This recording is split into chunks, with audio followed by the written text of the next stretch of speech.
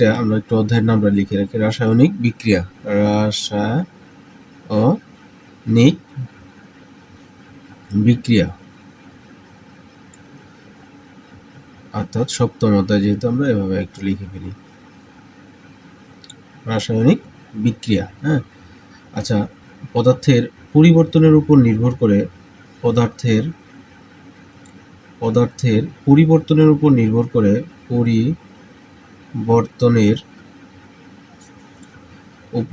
পদার্থের পরিবর্তনের উপর নির্ভর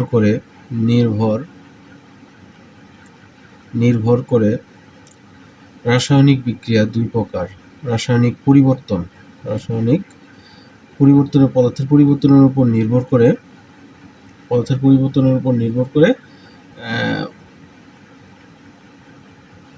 রাসায়নিক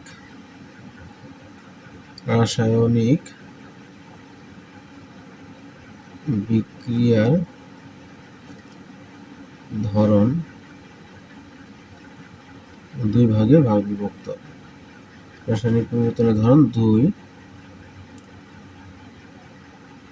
ভাগে বিভক্ত। আচ্ছা, এখন আসি, একটা হচ্ছে ভৌত পরিবর্তন, একটা হচ্ছে কি পরিবর্তন? ভৌত পরিবর্তন। এটা হচ্ছে ভৌত পরিবর্তন, আর একটা হচ্ছে রাসায়নিক পরিবর্তন। রাসায়নিক পরিবর্তন।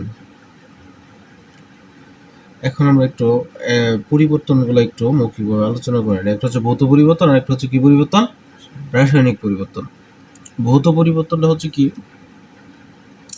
যেমন একটা লোহাকে যখন আমরা দীর্ঘদিন যাবৎ বাতাসে রেখে দেই, তখন এই লোহাটা তার মরিচা পড়তে পড়তে এক সময় লোহাটা কি তার বাহ্যিক আকার বা অবস্থার কি হতে থাকে? পরিবর্তন হতে থাকে। কিন্তু নতুন কোনো পদার্থের কি হয় না? নতুন কোনো পদার্থের সৃষ্টি হয়। যেমন লোহা থেকে স্বর্ণ পাওয়া যায়, লোহা থেকে যদি মরিচা পড়ে পাওয়া যায় না। অর্থাৎ ভৌত পরিবর্তন হচ্ছে এমন এক ধরনের পরিবর্তন যে পরিবর্তনের ফলে পদার্থের বাহ্যিক আকার বা অবস্থার পরিবর্তন হবে, কিন্তু নতুন কোনো পদার্থের সৃষ্টি হয় না। এটা হচ্ছে কি পরিবর্তন? ভৌত পরিবর্তন। এদিকে লক্ষ্য করো। তাহলে ভৌত পরিবর্তনের সংজ্ঞাটা আমরা কি দিব? ভৌত পরিবর্তন।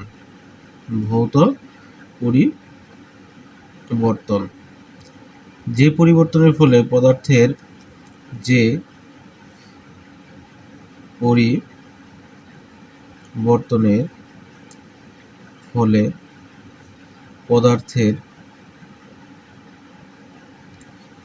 বাহ্যিক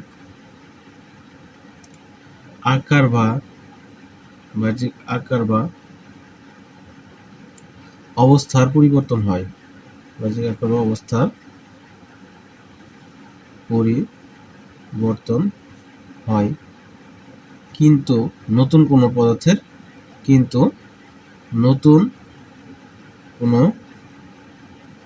পদার্থের সৃষ্টি হয় না। নতুন কোনো পদার্থের সৃষ্টি হয় না, তাকে কি পরিবর্তন বলে? তাকে ভৌত পরিবর্তন বলে। ভৌত পরিবর্তন বলে। যেমন আমরা যদি একটা এক্সাম্পল লিখি, যেমন পানি, পানি কঠিন অবস্থায় আছে, কঠিন বরফ একে যদি আমরা খানিকটা তাপ দেই, তাহলে H2O লিকুইডে পরিণত হয়। আরও যদি তাপ দেই, তাহলে সেটা গ্যাসীয় অবস্থা প্রাপ্ত হয়। সেটা কি অবস্থা প্রাপ্ত হয়? গ্যাসীয় অবস্থা প্রাপ্ত হয়। জুড়ে বলো। তাহলে একে যদি আমরা তাপ আবার অপসারণ করি, তাহলে সেটা তরলে পরিণত হয়। আবার যদি আমরা আরও বেশি যদি অপসারণ করি, তাহলে সেটা কঠিন বরফে পরিণত হয়। অর্থাৎ এখানে পানির যে অবস্থানগুলো আছে, এখানে পানির শুধুমাত্র তার বাহ্যিক আকার বা অবস্থার পরিবর্তন হচ্ছে, নতুন কোনো পদার্থের সৃষ্টি হচ্ছে না। কথা বুঝতে পারছো কি বলছি? এটা হচ্ছে একটা কি পরিবর্তন? ভৌত পরিবর্তন। ঠিক আছে, এখন আসি আমরা রাসায়নিক পরিবর্তন। এখানে আসি কি পরিবর্তন? রাসায়নিক পরিবর্তন।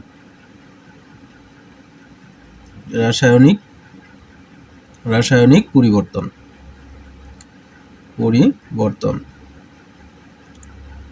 অর্থাৎ রাসায়নিক পরিবর্তন, যেমন ভিন্ন ধর্মী একটা পদার্থের সৃষ্টি হবে, মানে সম্পূর্ণ তার বিক্রিয়কের যে অবস্থান বা যে বৈশিষ্ট্যটা আছে সেখান থেকে মূলত ভিন্ন ধর্মী একটা নতুন কোনো যৌগের বা পদার্থের সৃষ্টি হবে। এটা হচ্ছে মূলত কি পরিবর্তন? রাসায়নিক পরিবর্তন। রাসায়নিক ভাব একটা অবস্থা, যেমন তুমি রসায়নের গবেষণাগারে গেলা, যায় সেটা একটা পরীক্ষা করবা, যদি নতুন কিছু যদি নাই তৈরি করতে পারো তাহলে সেটা কি ধরনের বিক্রিয়া করলা। অর্থাৎ রাসায়নিক পরিবর্তনটা হচ্ছে একটা সম্পূর্ণ ভিন্ন ধর্মী নতুন কোনো পদার্থের সৃষ্টি হবে, এটা হচ্ছে একটা কি পরিবর্তন? রাসায়নিক পরিবর্তন। তাহলে আমরা এভাবে লিখব যে পরিবর্তনের ফলে যে পরিবর্তনের ফলে যে পরিবর্তনের ফলে পদার্থের যে পরিবর্তনের ফলে পদার্থের সম্পূর্ণ যে পরিবর্তনের ফলে পদার্থের সম্পূর্ণ নতুন ধর্ম বিশিষ্ট নতুন ধর্ম বিশিষ্ট কি হয়? যৌগ উৎপন্ন হয়। ঠিক আছে, আর যে পরিবর্তনের ফলে পদার্থের সম্পূর্ণ নতুন ধর্ম বিশিষ্ট যৌগ উৎপন্ন হয় তাকেই মূলত কি পরিবর্তন বলে? রাসায়নিক। কথা বুঝতে পারছো কি বলছি? রাসায়নিক পরিবর্তন বলে। যেমন এই নাইট্রোজেনের সাথে যদি আমরা হাইড্রোজেন বিক্রিয়া করি তাহলে এখানে NH3 অ্যামোনিয়া গ্যাস সম্পূর্ণ নতুন ধর্মীয় একটা পদার্থের সৃষ্টি হয়েছে না? এটা তো সম্পূর্ণ একটা কি হয়েছে? নতুন ধর্মীয় পদার্থের সৃষ্টি হয়েছে। এটা হচ্ছে একটা রাসায়নিক পরিবর্তন। যেমন হাইড্রোজেনের সাথে যদি আমরা অক্সিজেন বিক্রিয়া করি তখন কিন্তু আমাদের এখানে পানি উৎপন্ন হয়। যখন পানি উৎপন্ন হচ্ছে তখন সেটা রাসায়নিক পরিবর্তন। কিন্তু পানিরে যখন আমরা তিনটা অবস্থায় বিবেচনা করি, কঠিন, তরল, বায়বীয়, তখন সেটা হয় ভৌত পরিবর্তন। যখন পানি উৎপন্ন হলো তখন সেটা কি পরিবর্তন? জোরে বলো, কি পরিবর্তন? রাসায়নিক পরিবর্তন। কথা বুঝতে পারছো কি বলছি? তাহলে ভৌত পরিবর্তন বললাম, রাসায়নিক পরিবর্তন বললাম। কথা ক্লিয়ার? আচ্ছা, এখন আমরা এটা হচ্ছে কি পদার্থের পরিবর্তনের উপর যদি আমরা নির্ভর করি তাহলে রাসায়নিক বিক্রিয়া দুই ধরনের, একটা হচ্ছে ভৌত, এগুলো হচ্ছে মূলত এটা হচ্ছে মূলত যে ভৌত পরিবর্তন আর হচ্ছে রাসায়নিক পরিবর্তন। এটা হচ্ছে পদার্থের পরিবর্তনের উপর নির্ভর করে। এখন আমরা আসবো হচ্ছে যে রাসায়নিক বিক্রিয়ার দিকের উপর নির্ভর করে, বিক্রিয়ার দিকের উপর নির্ভর করে দিকের উপর নির্ভর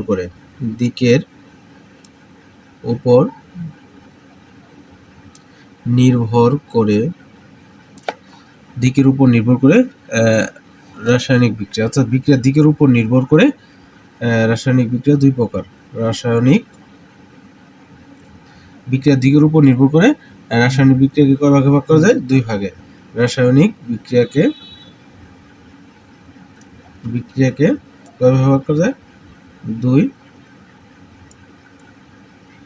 ভাগে ভাগ করা যায়। হ্যাঁ, আচ্ছা, এক নম্বর হচ্ছে তোমার একমুখী বিক্রিয়া।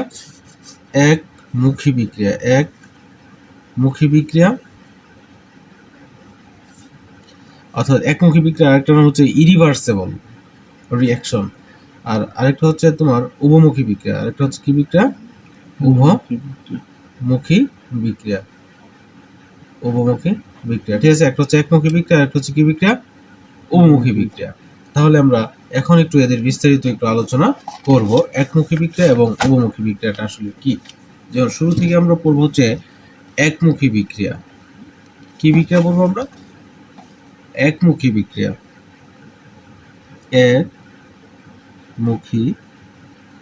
একমুখী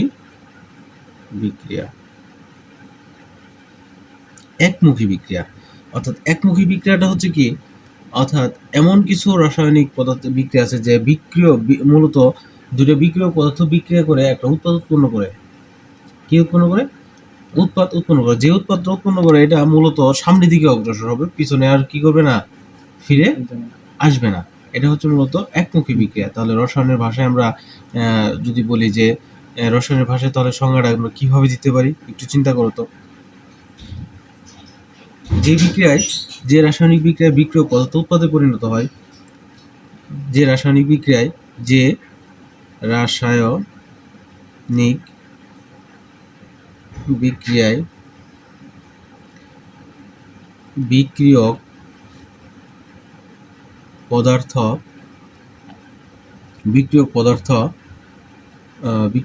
কি উৎপাদে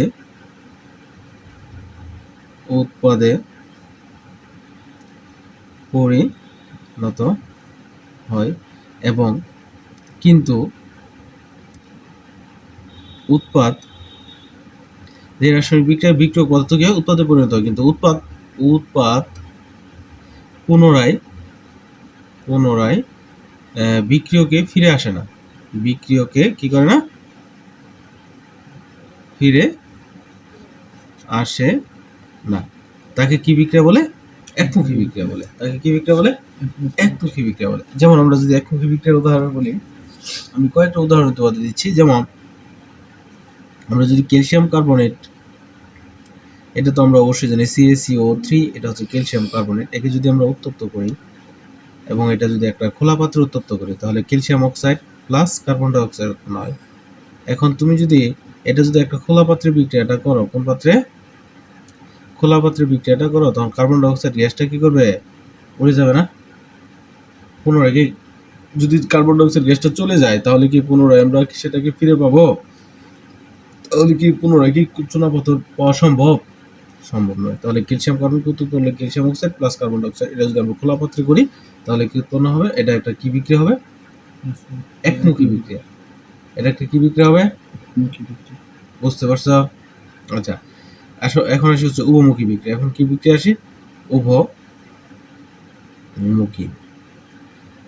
বিক্রিয়া। উভমুখী বিক্রিয়া হবে, হ্যাঁ, অর্থাৎ রিভার্সেবল। যেটা উভমুখী বিক্রিয়াটা হচ্ছে কি, যে রাসায়নিক বিক্রিয়ায়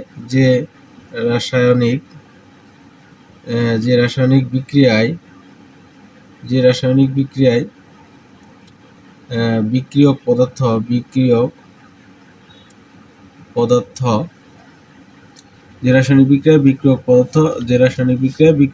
কি করে? যে রাসায়নিক বিক্রিয়ায় বিক্রিয়ক পদার্থ উৎপাদে পরিণত হয়,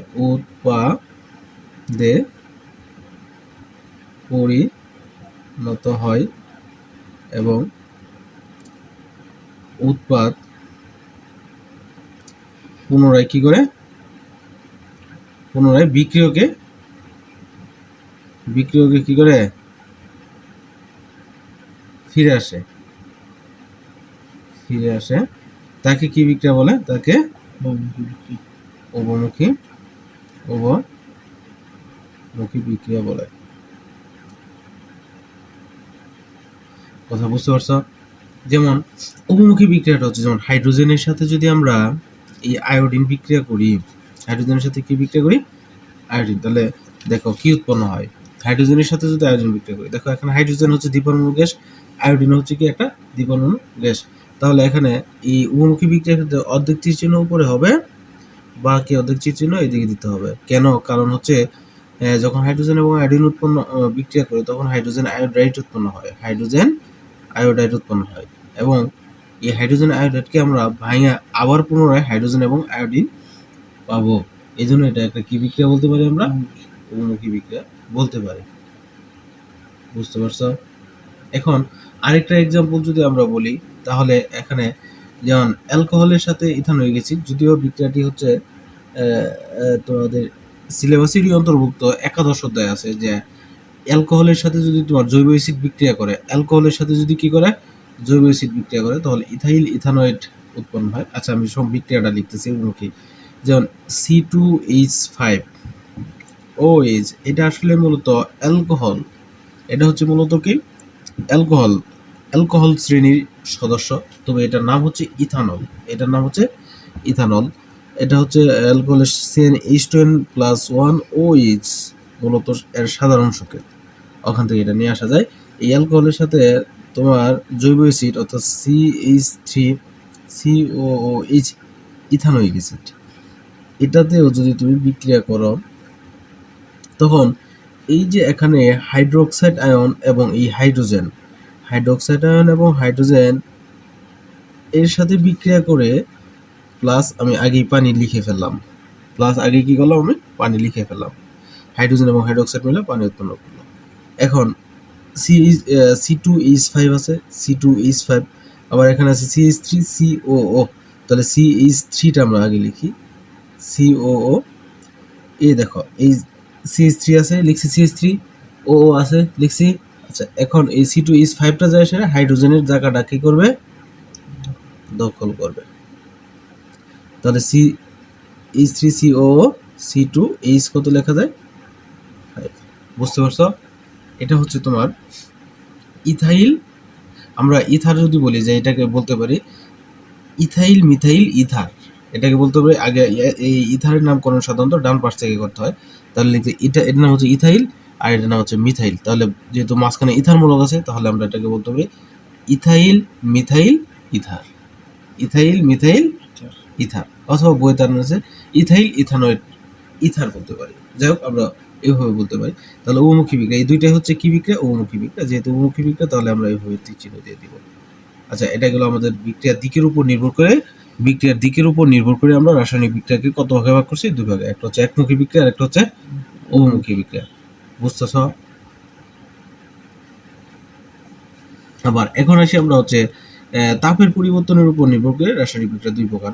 তাপের পরিবর্তনের উপর নির্ভর করে, তাপের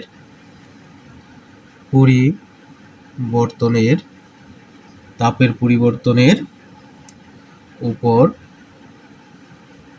নির্ভর করে রাসায়নিক বিক্রিয়া কত প্রকার, দুই প্রকার।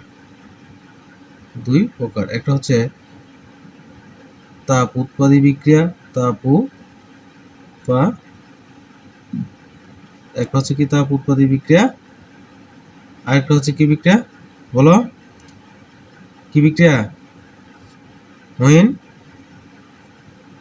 এদিকে দেখো, একটা হচ্ছে তাপ উৎপাদী বিক্রিয়া আর একটা হচ্ছে কি বিক্রিয়া, তাপ হারি বিক্রিয়া। একটা হচ্ছে তাপ উৎপাদী বিক্রিয়া, একটা হচ্ছে কি বিক্রিয়া, তাপ হারি বিক্রিয়া। তাপ উৎপাদী বিক্রিয়া এবং তাপ হারি বিক্রিয়া আমরা খুবই গুরুত্বপূর্ণ একটা বিক্রিয়া। আমরা তাপ উৎপাদী বিক্রিয়া যদি আমরা বলি যে তাপ উৎপাদী বিক্রিয়া কাকে বলে, অর্থাৎ তাপ উৎপাদী বিক্রিয়া আমরা বলতে এটাই বুঝবো যে বিক্রিয়ায় সাধারণত কি হবে, তাপ উৎপন্ন হবে, যে বিক্রিয়ায় সাধারণত কি হয়, তাপ উৎপন্ন হয় এবং ডেলএইচ এর মান ঋণাত্মক হবে। তাপ উৎপাদী বিক্রিয়ার ক্ষেত্রে ডেলএইচ কি হবে, কন্ডিশন, শর্ত। তাপ উৎপাদী বিক্রিয়ায়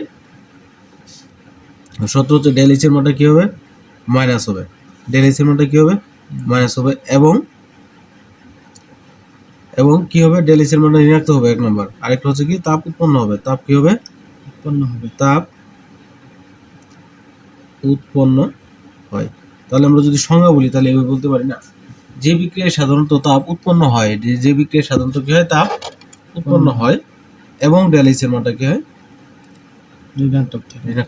ডেলএইচ এটা আমরা বিস্তারিত পরবর্তী অষ্টম অধ্যায়ে আলোচনা আছে, সেখানে আমরা আলোচনা করব। তবে ডেলএইচটা নির্ণয়ের সূত্র আছে, বিভিন্ন সূত্র আছে, সেই সূত্রগুলোর সাহায্যে আমরা আলোচনা করতে পারি। আচ্ছা, এখন আসি তাপ হারি বিক্রিয়া। তাহলে যদি তাপ উৎপাদী বিক্রিয়ার সংজ্ঞা আসে তাহলে আমরা কিভাবে দিব, লিখবো যে বিক্রিয়ায় সাধারণত তাপ উৎপন্ন হয় অর্থাৎ ডেলএইচ এর মানটা কি হয়, ঋণাত্মক হয়, তাহলে সেটাকে আমরা বলবো তাপ উৎপাদী বিক্রিয়া। আবার তাপ হারি বিক্রিয়ার ক্ষেত্রে যে বিক্রিয়ায় সাধারণত ডেলএইচ এর মানটা কি হবে, পজিটিভ হবে, ডেলএইচ এর মানটা কি হবে, পজিটিভ হবে এবং তাপ কি করবে, শোষণ করবে, তাপ উৎপন্ন না কি করবে, শোষিত হবে, কি হবে, শোষিত হবে। তাহলে সংজ্ঞা যদি আসে তাহলে তাপ হারি বিক্রিয়ার সংজ্ঞা কিন্তু যে বিক্রিয়ায় সাধারণত তাপ উৎপন্ন হয়, যে বিক্রিয়ায় সাধারণত তাপ শোষিত হয় অর্থাৎ ডেলএইচ এর মানটা কি হয়, ধনাত্মক হয়, তাহলে আমরা এটা কি বিক্রিয়া বলবো, তাপ হারি বিক্রিয়া বলবো। কথা ক্লিয়ার? আচ্ছা, এখন আমরা এই তাপ উৎপাদী বিক্রিয়ার একটা উদাহরণ দিব, তাপ হারি বিক্রিয়ার একটা উদাহরণ দিব। তাপ উৎপাদী বিক্রিয়া, তাপ উৎপন্ন হবে, যেমন এই নাইট্রোজেনের সাথে যদি আমরা এই হাইড্রোজেন বিক্রিয়া করি এবং এখানে কিছু প্রভাবক আছে, এখানে কিছু কি আছে, প্রভাবক আছে, যেমন আয়রন চূর্ণ প্রভাবক, এবং 200 থেকে 250, 200 থেকে কত, 250 এটিএম চাপ, এবং তাপমাত্রা হচ্ছে 450 থেকে কত, 450 থেকে 550 ডিগ্রি সেলসিয়াস তাপমাত্রায় এই নাইট্রোজেনের সাথে যদি হাইড্রোজেন বিক্রিয়া করি তাহলে কি উৎপন্ন হবে?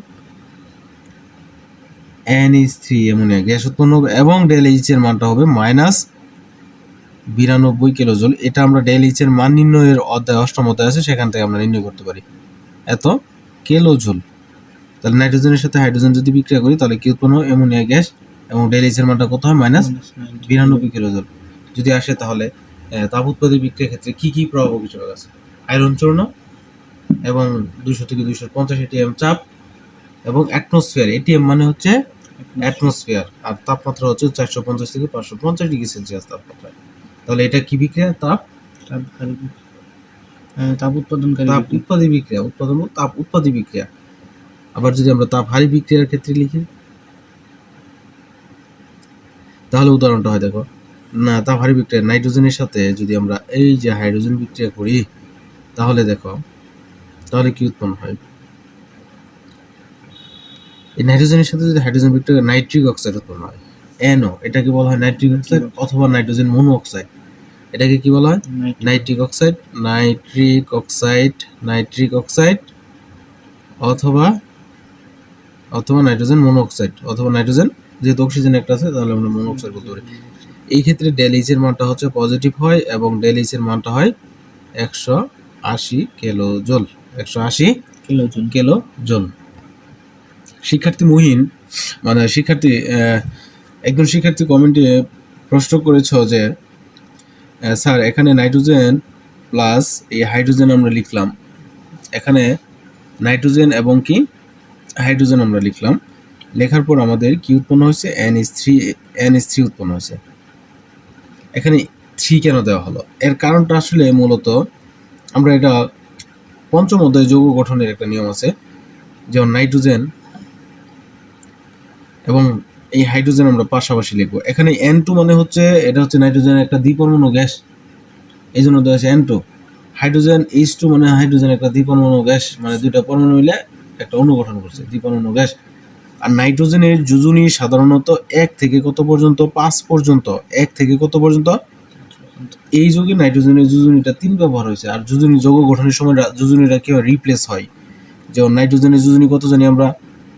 নাইট্রোজেনের যোজনী কত জানি? 3, এই লিখলাম এখানে 3। হাইড্রোজেনের যোজনী কত? 1, লিখলাম 1। এখন এই যোজনীগুলো রিপ্লেস হবে। এই নাইট্রোজেনের যোজনী যা বসবে এই হাইড্রোজেনের এখানে, নাইট্রোজেনের যোজনী যা বসবে কার এখানে? হাইড্রোজেনের এখানে। আর হাইড্রোজেনের যোজনী যা বসবে কার এখানে?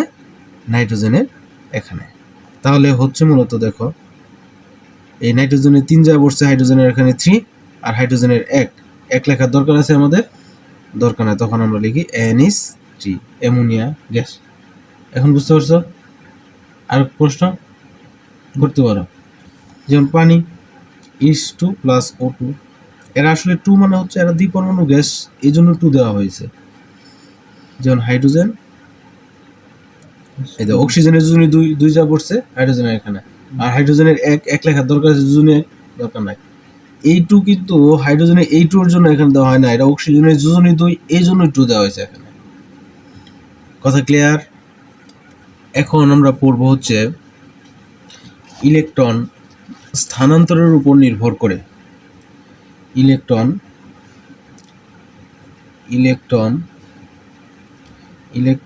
স্থানান্তরের উপর নির্ভর করে, স্থানান্তরের উপর নির্ভর করে রাসায়নিক বিক্রিয়া 2 প্রকার। একটা হচ্ছে জারণ অথবা আমরা বলতে পারি জারণের আরেকটা নাম হচ্ছে তোমার জারণের আরেকটা নাম হচ্ছে অক্সিডেশন। জারণের আরেকটা নাম হচ্ছে অক্সিডেশন। বিজারণের আরেকটা নাম হচ্ছে রিডাকশন। বিজারণ বলা হয় রিডাকশন। DUCTION। রিডাকশন মানে হচ্ছে বিজারণ আর অক্সিডেশন মানে হচ্ছে জারণ। হ্যাঁ, এই জারণ এর OX এবং রিডাকশনের RED এই দুইটা মিলে হচ্ছে জারণ বিজারণ। এই দুইটাকে মিলে বলা হয় জারণ বিজারণ। আমরা একটা বলতে পারি রিডক্স। এই দুটাকে একসাথে কি বলি? রিডক্স। ঠিক আছে, রিডক্স মানে হচ্ছে কি জারণ বিজারণ। ঠিক আছে, এখন আসি জারণ। জারণটা হচ্ছে ইলেকট্রন ত্যাগ করার প্রক্রিয়াকে জারণ বলে। ইলেকট্রন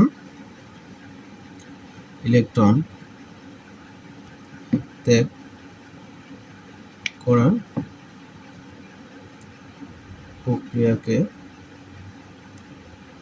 জারণ, ইলেকট্রন ত্যাগ করার প্রক্রিয়াকে কি বলে? জারণ বলে। অর্থাৎ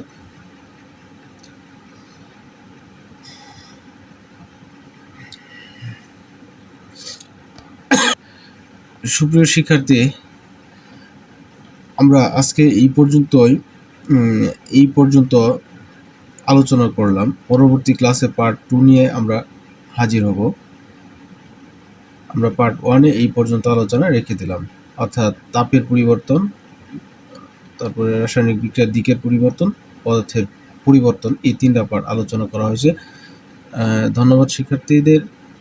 আমরা পরবর্তী ক্লাসে দ্বিতীয় পার্ট নিয়ে আসবো, রাসায়নিক বিক্রিয়া অধ্যায়ের পার্ট 1 এই পর্যন্ত। পরবর্তী আমরা পার্ট 2 নিয়ে হাজির হব। ধন্যবাদ সবাইকে। ভালো থেকো, সুস্থ থেকো।